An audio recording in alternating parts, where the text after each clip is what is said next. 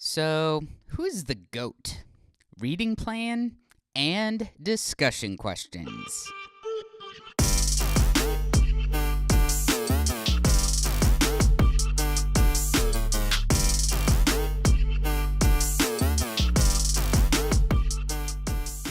Welcome to Couch Time, where we give you tools to help you connect with your kids and point them to Jesus. I'm Ryan. I'm Josh. And this past Sunday, we kicked off a series on the book of Hebrews called GOAT. That's right. Now, you might be wondering, what does GOAT stand for? And some of our students were wondering the same thing. Yes. GOAT stands for greatest of all time. So a lot of times it's used in sports. So we're actually teaching this same series across both high school and middle school, even at the Fort Thomas campus as well. So we're all teaching the same passage, and this week we hit on Hebrews 1:1-4. So Ryan, can you tell us a little bit kind of how you approach the passage with the high school students? Yeah, absolutely. I think it's really clear, and parents, I'd encourage you to give it a read through Hebrews 1:1-4. But it's really clear that at the beginning of Hebrews, he wants to impress upon the reader that God speaks, and he's always been about speaking to his people. In fact, I was thinking about Genesis, and I talked with our students about how all the way back at creation, as God was creating the world, he created and then he spoke to Adam and talked about who he was and what he expected. So God's always been about communicating to his people. And so we talked about that. We said God speaks, and then he's also especially spoken to us through his son Jesus. And so God speaks and has spoken to you.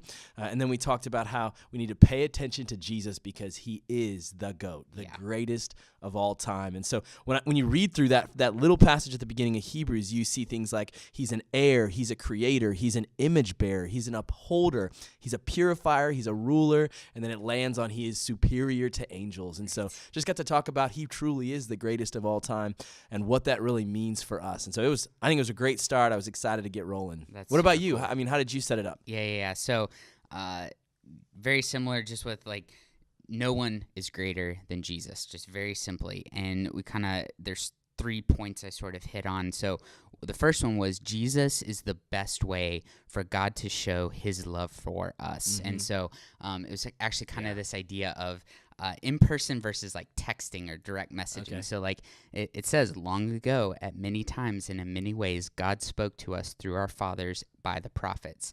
But in these last days, he has spoken to us by his son. And the reason why he did that was because the prophets weren't good enough. They were fine, but they weren't good enough. That wasn't the best way. So Jesus was the best way for God to show us his love for us. Right. So point number 2 was Jesus keeps the universe going at his command. So I asked the kids to kind of just think about all the things they've ever learned about the universe. I had them shut their eyes and just think about Jesus keeps all of it going just by his command. Yeah. That's just mind-blowing. No one else can do that. So no one else is greater than Jesus. That's right. And then the last one was Jesus made his people clean, then took a seat. So ultimate mic drop, right? Yeah. So I use this example of I have a stain on one of my pants, right? And I just can't get it off. No matter how hard I try, this ink will not come out. And that's just like sin. Right. It leaves a stain that cannot come out. But Jesus came to make us clean. And then he sat down. He took a seat because he was done. Yeah. One of the groups talked about this, and we're going to get into this more in our series later, but the idea that back in the Old Testament, the priests could never sit down because they had to keep offering sacrifices over and over and over. But Jesus was perfect. His sacrifice was perfect. His purification was perfect, so he got to sit down. Yeah. So that's kind of what we talked about, and I felt like it went really well. That's awesome. And what I love about that purifier line, it says after making purification, it's almost like you could read right past it and then go into, and he sat down. But it's like a loaded statement that Jesus came once and for all to be that great purifier, better than any of the sacrificial system, better than anything we could try to do on our own, and once and for all made purification for sins for his people. I just thought that was really, really cool. Yeah, that's a big deal. And like you're saying, it's super easy to miss, but it's super important to read those things. So let's talk about discussion questions and things that parents can hopefully talk about with their kids. What's something that you think would be helpful for Yeah, parents? parents, my favorite one is really just a simple, what was one thing that stood out to you kind of question. Any way you can ask that question of an open-ended, but like it could be anything. It could be a story that Josh or I told, or it could be something in the text or something that just struck them just to get that ball rolling. So just starting with a question like, what's one thing that stood out to you? And I think that can get a good conversation started about everything that happened last night. I was talking with some of the leaders in their groups, and one question that they asked that seemed to get traction in multiple groups was just around this idea of God's love for us. So one was, do you think God really loves you? So if Jesus is the best way for God to show his love for us, do you actually believe God loves you? And then the second one is, what makes you feel unloved by God? So that kind of hits on some lies that we can believe. If Jesus really made purification, if we have really put our trust in Jesus, like we don't have to be guilty. We don't have to feel the guilt and shame.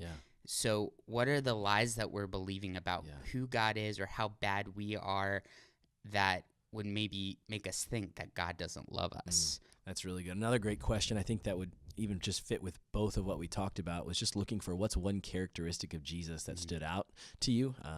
Since we both talked about a lot of different characteristics of Jesus, whether it's his love or his ability to uphold the creation by the word of by his own word, any of those kinds of characteristics, and then just some great follow-up questions to that. So why did that stick out to you? Had you heard that before? Is that new to you? And then just letting those conversations kind of build from there. That's another great question that you can ask. Another way that you can be engaged with your kids is we passed out reading plans for the first time. We've not done anything like this. I know you've done some Advent type reading plans, but we kind of built a reading plan that will take students, parents, leaders, anybody that wants to, through the entire semester, through Hebrews, but also through some other passages that will help give context to Hebrews, because Hebrews draws heavily on the Old Testament and on the Psalms as well. And so just giving some, once a day reading a passage that will kind of feed into the series as we go along. And so parents, we'll be posting that online and on our various social media. If you need one or want one from us, you're welcome to reach out to us.